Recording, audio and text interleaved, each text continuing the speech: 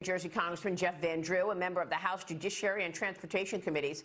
Congressman, this is going from bad to worse. We know what's going on at the border, but now the border agent's initial response was to censor the information. Stop putting all posts out there telling us what's going on, then walking it back and saying, oh, wait, that's not what we meant. We're just going to temporarily reduce them because we need the manpower to help with the flow of people. Well, this is coming from positions of authority. The average hardworking border agent, these men and women want to do their job. They're not being allowed to do their job. Remember what they are doing. They are processing, and this is what Alejandro Mayorkas wants and what this president wants, illegal activity. It's illegal. It shouldn't even be happening. We did a legislation, H.R. 2, can finish building the wall.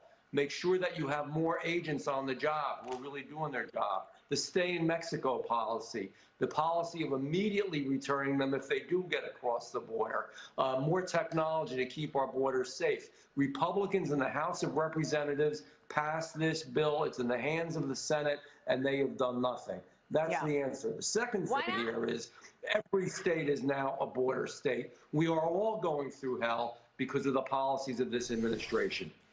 The policies are clearly putting this country in harm's way and making this country vulnerable. But it's the same situation on the streets of our big cities. I mean, look what's going on with the crime crisis in New York City right now.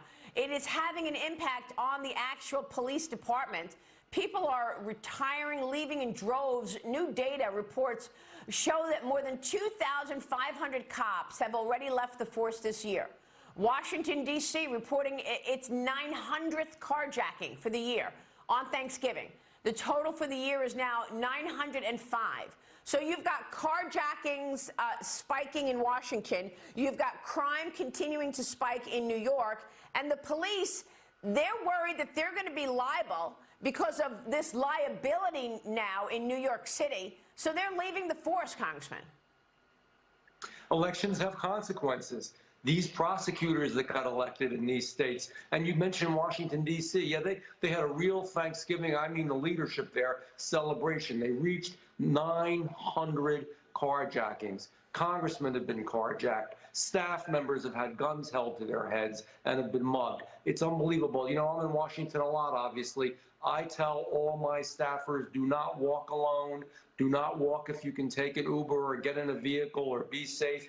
It looks like you might be safe, sometimes you're not. These are what these policies do. When you have prosecutors that change felonies to misdemeanors, that let people out immediately, that have a revolving door, how can you ask cops who are willing to put their lives on the line? They're willing to die for us, but then they're not backed up by their leadership, their mayor, their courts. So what do you expect they're going to do? They're going to get the hell out, and you can't blame them. This is shameful. And New York City, where I was born, this great city, this wonderful place for tourism and culture, is being destroyed.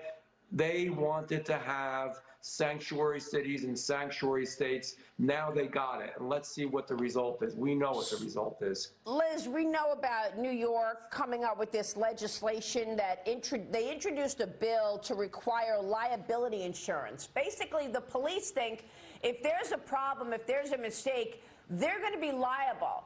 That's one of the reasons that they are leaving the force. Yeah, I mean, at a time when crime is spiking, we should be doing everything possible to keep police in place, increase their ranks, not allow this siphoning off of law enforcement and on every possible front. And why would you want to be a cop in New York? People are disrespectful to you. You can't do your job because people see you standing there allowing things to go on because you have no enforcement capability, then the disrespect even grows. But Congressman, my question to you, are Republicans in Congress thinking that this is a big issue next year as we approach the elections? Because it doesn't seem like voters are really riled up yet enough about crime. Are they just normalizing the wholesale theft of goods and carjackings and all this stuff? Or is it time that this becomes a really major voting issue? Despite what much of the national media does, people are starting to get it. Look at Biden's numbers. They're really dipping. Republicans have to do a good job at getting the message out. There's a stark difference of what Republicans want to do and Democrats want to do. We want to tighten the borders. We want a better economy. We want to be energy self-sufficient. We want to make sure that our military is supported and doesn't become wokeified. We want to support our police. Those are things that we have to make real clear, bullet them out, tell the difference to Americans. Votes matter, elections matter. There's going to be a starkly different country. I'm going to tell you, I don't mean to be so severe early in the morning. We are going to lose our beloved United States of America, our republic. It's more than just saving the Republican Party. We need to save the republic. Well, this is just really a scary moment in time, Congressman. I agree with you. There are worries that we're losing the country. There are worries the American dream is no longer available to young people. Look what's going on in New Jersey. Governor Phil Murphy says that the state will phase out new gas-powered vehicles by 2035. Murphy put out this statement: the steps we take today to lower emissions will improve air quality and mitigate climate impacts for generations to come, all while increasing access to cleaner car choices, Congressman. This is a continuation of this president's agenda. The climate change agenda is one more reason that people's lives have been affected negatively by this administration. Look, what Murphy's doing is going to help the communist Chinese. It's going to hurt the American public. These guys forget they work for the electorate. They work for the constituents. He has an ultra-left policy that he wants to ram down everybody's throat. We don't want the electric cars. And if you do, you can buy them. But by and large, most people don't want them. They're more expensive. We don't have the capacity to charge them all. We're going to have brownouts. We're going to have problems. He doesn't care because this is on the checklist to be woke and ultra-left and really put you in the national spotlight. That's wrong. He's here to serve New Jerseyans, and New Jerseyans like this. It's very upsetting.